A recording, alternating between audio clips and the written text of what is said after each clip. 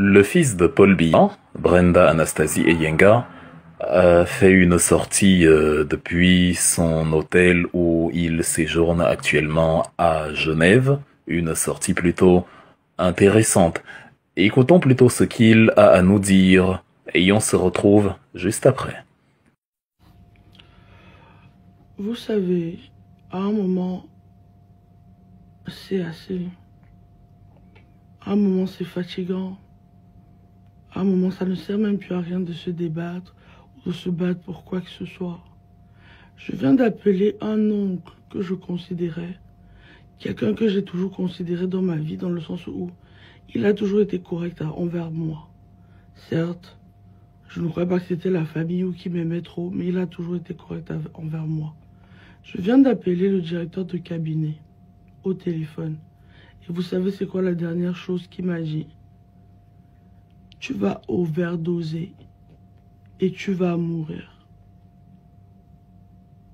Donc moi, je suis ici dans ma chambre et je suis ici en Suisse en train de me demander 40 000 choses. Je suis en train de me demander qui est derrière ça, qui essaie de me tuer, pourquoi on veut absolument que je meure d'une overdose, pourquoi on me refuse tout, pourquoi à chaque fois que je demande, je dis je suis suicidaire, je ne suis pas bien ici, je ne veux pas être ici, pourquoi on ne m'écoute pas. La chose la plus difficile, ce n'est pas de se rendre compte que tout le monde veut ta mort, c'est de se rendre compte qu'il n'y a même plus de famille, il n'y a plus d'amis, il n'y a rien de tout ça. Littéralement, tout mon entourage veut ma mort et veut que je meure d'une overdose. J'ai entendu le directeur de cabinet dire audiblement au téléphone, tu vas overdoser et tu vas mourir. Et ça, c'est parce que j'ai été sacrifié par ces gens. Donc tous les jours, ils m'ont sacrifié. Ils veulent que je meure, ils me mettent dans la souffrance. Et moi, je suis censé fermer ma gueule. Non. Voilà moi ce que je vais dire. Je ne sais pas qui ça va intéresser. Au bout d'un moment, je n'ai plus rien à foutre. Moi, je coupe les ponts avec tout ça. Je suis désolée, si vous voulez me juger, il n'y a pas de problème. Je coupe les ponts avec mes parents. Parce qu'ils m'ont toute ma vie, ils m'ont fait du mal. Et maintenant, je me rends compte qu'ils veulent me tuer. Je coupe les ponts avec mes parents. Dorénavant, je ne suis plus de la famille. L'argent que vous utilisiez pour me contrôler, je ne prendrai plus un seul sou. Maman, papa, venant de vous. Vous n'avez aucune idée de tout le mal qu'ils m'ont fait. Tout le mal que ces gens m'ont fait et continuent à me faire. Donc pour la campagne, vous voulez vraiment savoir qui je vais voter. Je ne voterai pas Paul Biya. Et si j'ai un jour fait du mal ou été une mauvaise personne envers les Camerounais ou envers qui que ce soit, j'en suis désolée. Et je suis vraiment désolée que c'est ma chair, mon sang, ou la personne qui est censée mon père, qui fait souffrir toute une nation depuis des années. Malheureusement, il fait aussi souffrir les membres de sa famille. Malheureusement, moi aujourd'hui, je n'ai plus de famille. Vous voulez tant que je meure, vous voulez tant que j'overdose. Ne m'appelez plus, et je ne prendrai plus un soin de vous. Pas un centime. Et dès que je peux, je prends mes clics et mes claques et je déménage. Et je ne posterai plus sur les réseaux parce que je dois me reconstruire. En gros, les gens, c'est mes parents qui veulent que je meure d'une overdose. C'est mes parents qui veulent ma mort. Ne votez pas Paul Biya, pas par rapport à moi, mais parce que il a fait souffrir assez de gens. C'est tout. J'espère vraiment qu'il y aura un autre président et je ne retirerai pas cette vidéo. Après ce que nous venons d'entendre, j'ai un message adressé à mon petit frère et compatriote Brenda Biya Anastasie Eyenga. Ça tombe très bien que nous soyons pour une fois sur la même longueur d'onde. Si tu es vraiment opposé à ton paternel que tu n'as pas choisi, si tu as vraiment réalisé le mal qu'il a fait aux Camerounais, si tu as vraiment compris que la joie ne réside pas dans le bonheur d'une poignée de personnes pendant que la masse est malheureuse, mais dans l'eau potable pour tous, comme le disait Thomas Sankara. Si tu as compris tout ça, nous venons vers toi. Le destin te donne une belle occasion de prouver ta bonne foi. Le 26 septembre, à la place des nations, nous, les Camerounais de la diaspora, venons par dizaines, par centaines, par milliers à Genève pour une grande manifestation, une mobilisation historique dans le but de renverser les institutions au Cameroun. Tu as très bien entendu, dans le but de renverser les institutions au Cameroun. Si tu en as marre, nous en avons marre aussi. Maintenant que tu es lucide, a priori, tu as certainement réalisé ce qui s'est passé le 5 août dernier, où ton père et le gang de voyous qui l'entourent ont décidé que ce sont eux la loi. Une fois encore, c'est ce qu'ils font depuis. Mais cette fois, ils sont allés plus loin que d'habitude. Les dossiers des candidats y étaient complets. Les dossiers étaient valables conformément à la loi. Et on a rejeté les dossiers des candidats ou du candidat dont on estimait qu'il était le plus dangereux. Car, en effet, petit frère, ton père n'a jamais organisé les élections dans le but de faire de la pluralité, de promouvoir le pluralisme, de jouer franc jeu en envisageant perdre et laisser le pouvoir au cas où il n'aurait pas la majorité au niveau du scrutin. Il a toujours organisé les élections comme une façade pour se donner des allures de démocratie alors qu'il n'en est rien. Tu l'as vu tabasser les Camerounais, tu l'as vu faire du mal aux parents et aux enfants des autres pendant que toi, son enfant, est dans un cadre assez luxueux, assez voilà, intéressant. Pourtant, tu ne produis pas fondamentalement de valeur ajoutée. Tu l'as vu mettre sur pied un mécanisme de tribalisation de l'espace public pour empêcher le débat de se focaliser sur les projets de société. Et tu l'as vu renvoyer la faute à ceux qui subissaient pourtant ces malfaçons. Tu l'as vu bloquer la route aux Camerounais qui voulaient battre campagne à Meio Centre. Et reprocher après à ces Camerounais qui venaient pour les législatives à Ibolova, à Sangmélima et partout ailleurs, leur reprocher de boycotter finalement les élections, alors que c'est eux qui sont empêchés justement de promouvoir leur programme de gouvernance, tant il est vrai que avant de dire votez pour moi, il faut présenter une offre politique. Tu l'as vu déserter les bureaux de vote quand les gens voulaient faire signer leur dossier de candidature, pour reprocher après à ces gens pourquoi vous avez boycotté. Tu l'as vu torturer Longuet, tu l'as vu assassiner Samuel Ouazizi, tu l'as vu faire tirer sur les bébés sur le dos de leur mère, tu l'as vu organiser une guerre anglophone en tabassant des avocats et des enseignants qui revendiquaient pacifiquement, alors que justement c'était inscrit dans les textes de la République qu'il y a une particularité dans la zone anglophone. Tu l'as vu user de toute cette violence pour après y accuser les victimes de ces violences d'être violents. Tu l'as vu briser le bras de Mamadou Mota, tu l'as vu ouvrir le crâne de Wilfried Siewe, tu l'as vu rouler dans la boue Thérèse Assomant, tu l'as vu emprisonner Bibou Nissak sans raison et dire quand même après que le MRC est un parti violent.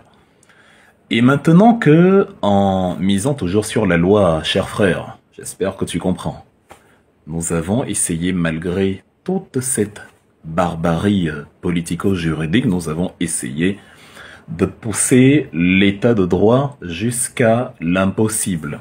On a usé de toutes les voies légales, on a usé de tous les recours prévus par la loi pour dire le droit.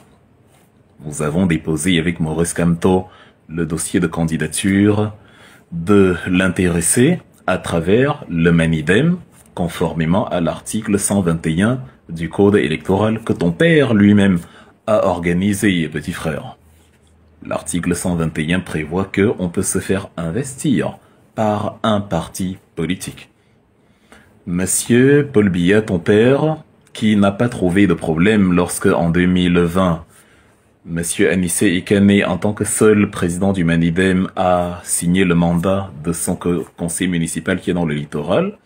Le même Paul Biya et ses services, tes protecteurs, à Tanganji, bref, tous les serpents qui t'ont toujours protégé comme la prunelle de leurs yeux et contre qui tu te retournes aujourd'hui, ils nous ont fait comprendre subitement que le même Anissé Ikane n'est plus le président du Manidem. Pourtant, la personne pour qui il a signé le mandat est toujours conseiller municipal. Et donc, on a déclaré que le Manidem a 2 présidents et en vertu de cela, une double candidature et que, par conséquent, Maurice Kamto ne peut pas être candidat. Je vais t'épargner les détails parce que ce serait trop long. Désolé, petit frère, mais je ne te trouve pas assez lucide pour l'instant, assez intelligent pour comprendre tous les arcanes juridiques qui impliquent l'invalidation de la candidature de MK. J'ai pris un exemple que même toi peux comprendre. C'est-à-dire, il y a un président qui signe le mandat pour élire un conseiller. L'organe électoral ELECAM valide le conseiller. Et actuellement, il est toujours conseiller. Mais on dit, soudain, quand on constate que le même parti a investi quelqu'un qui peut taper Paul Biya, qui peut taper ton père, et qui peut justement te faire perdre tes avantages.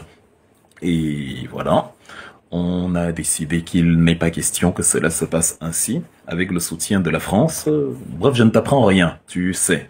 C'est juste que tu refuses la maturité nécessaire pour un jeune garçon de 28 ans, de comprendre justement et d'expliquer aux Camerounais que je sais, je vois, ça se passe tous les jours entre 4 murs. Tu ne sais t'exprimer que quand tu as un problème personnel. Mais soit, on prend quand même. Donc on a décidé de finir la partie où on discute, où on blablate. Les Camerounais, quand je dis on, les Camerounais souciés du changement. Je ne parle pas du MRC, je ne parle pas d'une association précise dans la diaspora. Je dis les Camerounais soucieux de changement ont décidé que, à partir de maintenant, on ne débat plus. À partir de maintenant, on bagarre. À partir de maintenant, on va faire comme au Népal. On va renverser à main nue les institutions de la République du Cameroun qui, en fait, n'existent pas. Parce qu'une république, c'est un modèle, une structure où on respecte les lois qu'on s'est soi-même données. Jean-Jacques Rousseau appelait cela le contrat social. Une convention entre 2 parties où on décide d'un commun accord de respecter les lignes que nous avons nous-mêmes écrites. Si l'un des 2 viole ces lignes, il n'y a plus de contrat. Il faut tout recommencer. Comme Atangana Clément ne perdra pas, ne laissera pas Paul Biya perdre par les urnes, c'est ma conviction personnelle. C'est la conviction de ceux qui viendront avec nous à Genève le 26 septembre dans une semaine place des Nations. Comme Chiroma ne gagnera pas les élections, ni Bello Bouba, ni Cabral Libi, ni Hiram Liodi, ni Kwemo, personne. Comme, quoi qu'il advienne, même si on fait intervenir Al Jazeera, CNN, France 24, Jupiter TV, Neptune FM, le Conseil constitutionnel fabriqué par Paul Biya déclarera Paul Biya vainqueur. N'oublions pas que le président Atangana Clément est nommé par ton papa. Nous avons donc compris que cela ne sert à rien d'aller aux élections. C'est notre conviction libre. Même si le leader en qui nous avons cru et en qui nous continuons de croire décide de proposer la consigne de vote pour l'un des candidats en lice, notre liberté en tant que citoyen, à ce niveau-là en tout cas, nous amène à dire que c'est peine perdue et qu'il faut procéder autrement. Les Camerounais par millions doivent se mobiliser au Cameroun pour aller chercher Atangana Clément, le mettre à genoux sur la place publique et l'obliger à dire pardon aux Camerounais. Les gens ne vont pas être d'accord avec moi, les tribalistes et tous les idiots que ton père a lobotomisés et qui ne comprennent pas que c'est pour eux que je fais ça, c'est pour eux qu'on se bat. Ce n'est pas contre Kamto que la loi a été violée, c'est la loi du Cameroun qui a été violée. Tu sais qu'il y a un article, le 4, alinéa 2, alinéa 1 et 2 d'ailleurs, du Conseil constitutionnel, qui précise pour le 1 que les décisions doivent être motivées et pour le 2 qu'une fois que les décisions sont prises, il n'y a pas de recours possible. Mais le 1 précise donc qu'il faut expliquer pourquoi on invalide une décision. Si quelqu'un te montre que le candidat que tu recales actuellement a bien été investi par un seul président et que quand tu dis qu'il y a 2 présidents et non double candidature, c'est faux, c'est à toi de prouver que les éléments qu'on t'a donnés ne sont pas véridiques. Il ne suffit pas de dire irrecevable, il ne suffit pas de dire double candidature. Donc, la loi a été piétinée, et si les gens ferment les yeux aujourd'hui parce qu'ils se disent que bon, c'est contre Maurice Kamto que nous n'aimons pas, dont on s'en fout, qu'ils sachent que ça va s'appliquer à eux demain. Pour donc que ça ne s'applique pas à eux. D'ailleurs, tes souffrances actuelles montrent que si on tabasse, si on maltraite ainsi le bois vert, tu es le fils du président. Si on te traite comme ça, les petits voyous qui défendent ton père, sans comprendre que eux sont encore plus dans la merde que toi, doivent réaliser le bien fondé de tout ce que nous exposons dans ce petit extrait vidéo, à savoir, il faut reconstruire l'état de droit. Il faut rebâtir ce qu'on appelle l'infrastructure morale. Monsieur Atangana Clément doit donc être renversé. Monsieur Eric Essoussé doit donc être renversé parce que, chers frères, il y a un autre article, le 80. J'ai beau essayer de ne pas t'en dire plus, mais j'essaye quand même avec une pédagogie qui t'est accessible. Tu parles français, je pense que ça peut aller. Monsieur Eric Essoussé a décidé de ne jamais publier la liste électorale. Or, l'article 80 du Code électoral le lui impose. Donc, tu es entouré de gens. D'ailleurs, ça t'a beaucoup servi sur les 28 dernières années. Tu ne constatais peut-être pas ce que tu sembles constater aujourd'hui. Monsieur Eric Essoussé, comme Atanganji, comme tous les autres, on considère que l'article 80, c'est facultatif. Quand on dit qu'il faut publier la liste au plus tard le 30 décembre, nous sommes le 18 septembre 2025, 18 septembre de l'année d'après. Donc, 9 mois se sont écoulés, une femme a eu le temps de tomber enceinte et d'accoucher. Et Eric Essoussé n'a toujours pas publié la liste électorale nationale. Il n'en fait qu'à sa guise. Il fait des sites internet, des trucs sans queue ni tête pourtant. Le budget des LECAM est de 12 milliards. Il faut le rappeler, mon cher frère Brenda Anastasie, à tous les Camerounais qui nous insultent alors que nous essayons de récupérer leur argent. Donc, fort de tout cela, on a conclu logiquement ce qu'il fallait conclure. Le débat, le droit, ça ne sert à rien. Le droit même, en fait, c'est l'expression de la volonté populaire. La première forme de démocratie, c'est la démocratie directe. Avant qu'il n'y ait des députés, des conseils municipaux, le peuple s'est souvent exprimé directement.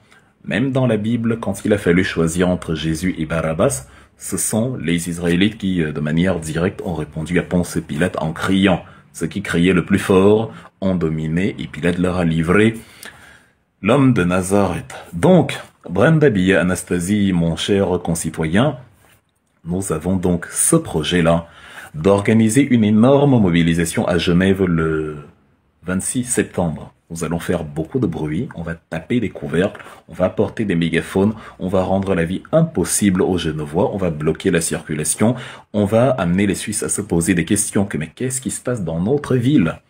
La Suisse est le siège des Nations Unies, le Cameroun est membre des Nations Unies. D'ailleurs, en ce moment même se tient le Haut Conseil des droits de l'homme aux Nations Unies. Le Cameroun a déjà participé aux éditions précédentes, donc le Cameroun est bien impliqué. Ça, c'est pour ceux qui nous demandent pourquoi vous faites ça en Suisse et non au Cameroun. D'ailleurs, ils devraient te demander pourquoi tu es à Genève et non au Cameroun. Ils n'ont pas demandé à ton père ce qu'il foutait là. Ils étaient même énervés quand les activistes de la diaspora partaient déloger ton père parce que ils estimaient qu'on dérange un patriarche. On va donc les encourager à réfléchir et acheter un cerveau. Il n'est pas rationnel de dire à quelqu'un laisse Paul Biya tranquille, alors que la personne est en train de dire à Biya, l'argent des Camerounais que tu dépenses ici à Genève va construire le pays avec. Mais la même personne estime que la revendication que tu fais dans le même Genève, il faut la faire au Cameroun, alors que justement, les Nations Unies, dont fait partie le Cameroun, se trouvent à Genève. Et alors que l'ONU est allée voir ELECAM en janvier de cette année dans un conclave à huis clos pour entériner, légitimer, protéger la fraude électorale organisée par Monsieur ton papa, dont tu prétends te dédouaner aujourd'hui. Donc, voilà les objectifs. Comme le droit n'a pas été dit, l'élection qui se tient en octobre, en fait, n'est que la consigne, le cachet d'une élection, en fait, qui est finie le 5 août Je ne sais pas pourquoi les Camerounais continuent de s'agiter. C'est le projet organisé par ton père et ses 92 ans, orienter les Camerounais vers quelque chose sans lendemain, alors que les élections sont déjà terminées. D'ailleurs, ton oncle Vandayolo et autres ont déjà programmé les élections régionales pour le 30 novembre. Donc nous avons compris que on n'organise pas les élections le 30 novembre quand on se dit qu'on peut perdre le 12 octobre. Ils savent que c'est fini, nous savons que c'est fini, ils savent que nous savons que c'est fini, mais ils continuent de désorienter les Camerounais, de les désaxer politiquement en les amenant sur des sentiers inintéressants et qui vont simplement servir de chambre d'enregistrement pour le banditisme électoral. Donc pour nous, c'est fini. Pour que les élections se tiennent, pour qu'on ait un état de droit, la revendication qui est la nôtre et qui motive notre déplacement à Genève, c'est donc que Atangana Clément et les 10 autres membres du Conseil soient renversés. C'est-à-dire, nous encourageons les Camerounais à aller les chercher, à aller les cueillir et à les pousser, les obliger à la démission en leur tenant le collet. Que le conseil électoral dont Elecam et tout ce qui tourne autour, Abraham Egbe, Eric Essoussé et tout le cartel, soit démantelé, vraiment comme au Népal. Que les Camerounais aillent là-bas par milliers, par dizaines de milliers, par centaines de milliers, les chercher, les sortir de leur terrier en leur disant rendez le pouvoir au peuple. Nous avons cette obligation-là car l'esclave doit à un moment donné assumer sa révolte. Nous avons voulu les élections, ils n'ont pas voulu les élections. Nous allons donc danser une autre danse. Cher fils de président, si tu es sincère dans ce que tu viens de dire et qu'on vient d'écouter, si tu n'es pas dans l'un de tes délires habituels, le destin, je l'ai dit, te donne rendez-vous dans une semaine, le 26 septembre. C'est chez toi, c'est à 250 mètres de l'Intercontinental. Tu descends, tu te joins à la manifestation. Imagine la popularité, imagine l'audience, imagine l'aura. Nous sommes même prêts à oublier tous tes délires, mis à part ta dégustation d'un certain type de viande. Notamment l'article 347. Ça pour l'instant, non pas pour l'instant, ça tu peux oublier. Mais tout le délire, tout le reste, la consommation de... les attaques au couteau, les menaces, bref, ça te regarde. La gabegie financière avec l'argent des Camerounais qui t'a permis de bien remplir tes superbes jours. Nous sommes prêts à oublier tout ça. D'ailleurs, tu as dit que tu vas leur remettre cet argent et que tu ne vas plus l'utiliser, c'est très bien. Il faut donc joindre l'acte à la parole, chère Anastasie Brenda. Je t'invite, sinon je ne te crois pas. Je t'invite à venir te joindre à nous. C'est pas le MRC qui organise, c'est pas un parti politique, c'est même pas les activistes, c'est une mosaïque, un arc-en-ciel. Tu t'y connais très bien en histoire d'arc-en-ciel. C'est une mosaïque, une mixité, un élément cosmopolite de Camerounais, de tous bords, de toutes confessions, de toutes origines, qui viennent à Genève pour réclamer ce que je viens de te dire. Le but donc c'est de démanteler Elecam, le Conseil constitutionnel, et à partir de là on recrée un nouveau Elecam, un nouveau Conseil constitutionnel, à l'intérieur duquel tu as un membre de chaque parti politique de renom. On les connaît, les partis de renom. Le MRC, l'UNDP, l'UDC, bref, tous les partis que les Camerounais connaissent, les partis qui ont le vent en poupe. Donc, et dès cet instant, on réexamine donc les différentes candidatures et on les juge selon leur conformité à la loi et non selon les ordres que Ngongo, ton oncle, Vandayolo, ton autre oncle, Chantal Biya, à la fois ta mère et ta tante, bref, tu comprends, ont décidé, et à la fois, c'est-à-dire, et non à la lumière des ordres qu'ils ont donnés à Tangana Clément, et il y a tous ceux qui sont allés faire la sauvagerie précambrienne qu'on a eue au Conseil constitutionnel. Dès cet instant, de nouvelles élections peuvent donc se tenir, tu vois, on ne veut même pas renverser ton père demain. Il peut rester là parce qu'on sait qu'on va le battre dans les règles. On veut simplement qu'un nouveau jeu soit établi et que, justement, des élections se tiennent en incluant tous les candidats dont la candidature est légitime et légale. Ça démarre le 26, nous le faisons à Genève parce que nous voulons que les Camerounais du pays fassent la même chose là-bas. Donc, pour que tu sois crédible, fils du président, tu dois faire une autre vidéo où tu annonces l'événement de Genève. Commence même déjà par annoncer, par dire aux Camerounais de venir massivement à Genève. Tu as beaucoup d'audience. N'utilise pas ta page Facebook simplement pour manger la viande de la femelle du chat, pour fumer de la craie écrasée, bref, on se comprend, petit frère. Rends ton audience utile pour une fois dans ta vie. Ton père était le fils d'un catéchiste. Je pense qu'il y a une parabole dans la Bible où Jésus donne des talents, c'est-à-dire de l'argent, ou un homme, une parabole de Jésus où un homme donne des talents, c'est-à-dire des ressources matérielles à ses enfants. Il revient plus tard et il vient demander à chacun de ses enfants, qu'est-ce que tu as fait? Il y a un qui a économisé, il n'a pas utilisé, il y a un autre qui a tout dépensé, il y a un autre qui a investi, ça produit le double, il y a un autre, etc., etc. Par la suite, Jésus dit, on donnera à celui qui a, mais il y a celui qui n'a pas, on ôtera même le peu qu'il croit avoir. Je n'ai pas tous les détails, hein. Je ne suis plus allé à l'église depuis la chute du mur de Berlin en 89. Donc, je retiens quand même que la Bible de ton grand-père dit que celui qui a, on va lui donner. Mais celui qui n'a pas, on va retirer même ce qu'il a. Donc, tu as déjà les réseaux sociaux, tu as le pouvoir communicationnel. Pour qu'on t'en donne davantage, pour que tu aies ce que tu réclames, la liberté, tu vois, toi-même tu seras gagnant. On ne veut pas un pays où il y a des fils de. Un pays où on a des privilèges au-delà de la normale parce qu'on est fils de.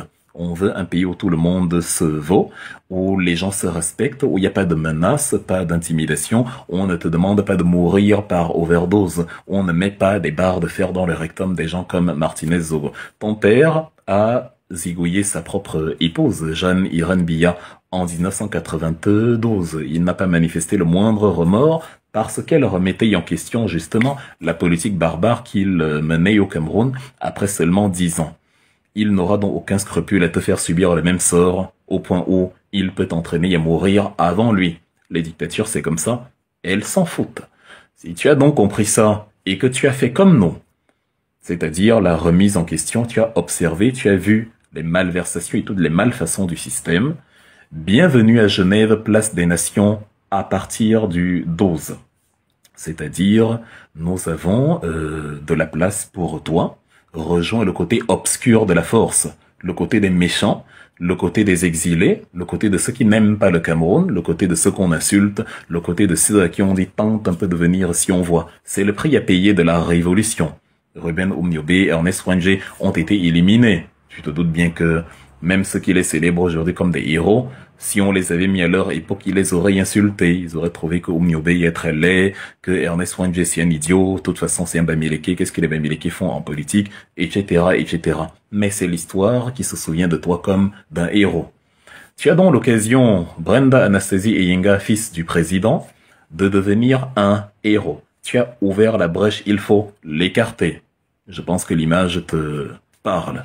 Donc, nous te donnons rendez-vous à Genève, dis à tes services de sécurité qu'on n'est pas au Cameroun, ils peuvent même venir. Je dis, on ne va rien te faire, ils peuvent venir assurer ta sécurité, ou je ne sais quoi. Mais viens, et dis aux Camerounais que, justement, tu vas venir.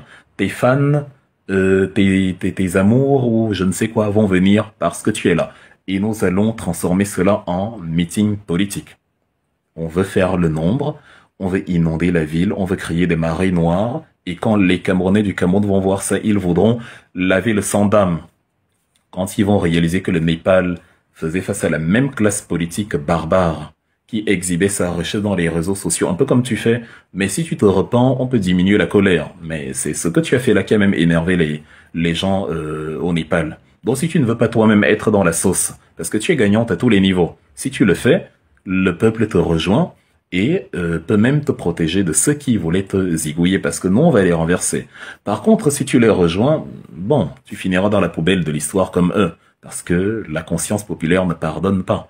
Si tu veux entrer dans l'histoire comme les enfants des dirigeants népalais, imagine où ils sont aujourd'hui, dans les latrines de l'histoire du pays. Donc, le Népal n'est pas différent de nous. C'est un pays pauvre, même niveau de vie que le Cameroun, n'ont même pas 1500 $ par habitant de PIB par an. C'est un pays avec beaucoup d'ethnies, donc ils sont allés au-delà du tribalisme, ils ont plusieurs ethnies, environ 200, ils ont une soixantaine d'ethnies principales et une petite centaine d'ethnies secondaires, parallèles. Ils ont, voilà, une police tout aussi sauvage, pas tous les éléments de la police, mais beaucoup, tout aussi sauvage que ce qu'on voit au Cameroun, qui ont tiré même dans les ambulances, qui ont... oui, une police qui a éliminé les gens dans la nuit chez eux. Ils ont une histoire relativement jeune, parce qu'ils étaient une monarchie avant, et ce n'est que depuis 2008 qu'ils sont une république. Ils ont même 10 ans de guerre civile, un peu comme nous dans la zone anglophone. Ils ont également un peuple très jeune, où la moitié de la population, 70% même, a moins de 35 ans. Toi-même, tu n'as pas 35 ans, tu n'as même pas 30 ans. Et ils ont deux religions principales, christianisme et islam pour le Cameroun, hindouisme, bouddhisme pour le Népal. Tu vois qu'ils nous ressemblent beaucoup.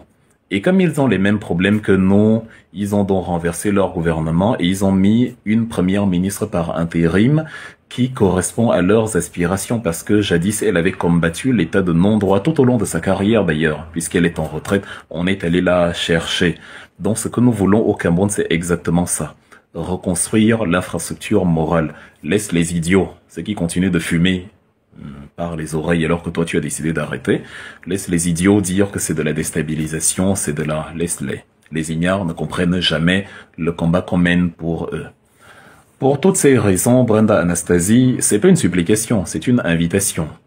Devant l'histoire, de faire bien ce que tu as déjà commencé à faire. Sinon tu parles pour rien. Si c'est Mbondayolo qui t'a envoyé amuser la galerie, tu sais que nous ne sommes pas naïfs. Donc, la preuve, elle est juste devant toi. Les étoiles sont alignées. Et ça se passe chez toi. Nous avons décidé pour Genève avant même que tu ne fasses ta vidéo. Donc, on n'a pas saisi l'occasion. On te demande plutôt de saisir l'occasion. Que toi qui viens de changer d'avis et de rejoindre le camp, l'axe du mal que nous sommes, tu as l'opportunité donc de descendre de ton hôtel et de venir. De toute manière, tu t'ennuies à Genève, tu n'as pas d'amis, tu n'as pas d'extérieur, tu n'as pas de suivi en prison. Le principe même de la prison dorée, c'est ce qu'on voit de toi. Nous sommes toujours à l'extérieur, on se filme, mais toi, tu es toujours entre quatre murs. C'est pire que Bibo Nissak parce qu'il est libre dans son âme, même si vous l'avez mis à Kondengi. Donc, cher frère, je ne vais pas être éternel dans cette vidéo. Tu as donc reçu le message, nous t'attendons. Première chose, tu fais une vidéo où tu demandes aux Camerounais de venir à Genève, place des Nations, le 26 septembre. Tu leur expliques tout ce que je viens de dire dans la vidéo. Et un deuxième extrait, ou même d'une pierre deux coups dans le même extrait, tu peux dire que tu seras là. Donc voilà. Et tu leur dis pourquoi tu seras là. Tu leur expliques que tu en as marre et tu veux prouver que tu en as marre. Tu vas leur montrer que au-delà des paroles, au-delà des mots, tu es effectivement pro-changement. Voilà ce que j'avais à te dire aujourd'hui, mon cher petit frère et concitoyen. Nous allons changer le pays, même pour toi. Nous allons nous battre, même pour toi. On ne va pas tout accepter. Mais si déjà tu as le loisir de vivre sans craindre que ta propre famille, ou famille politique, ou famille biologique, te tranche la gorge pendant la nuit, je pense que c'est déjà un très bon début. Rendez-vous à Genève, nous serons là. On va même prendre les haut-parleurs, on va crier ton nom. Parce que au cas où tu auras oublié, on va te le rappeler. Quand on tire un peu là de temps en temps, ça sort comme c'est rentré. Donc on va te rappeler qu'il faut être là. Merci à toi de m'avoir écouté, cher compatriote, parce que je sais que tes amis t'ont envoyé justement cette fameuse vidéo. Et nous t'attendons à Genève.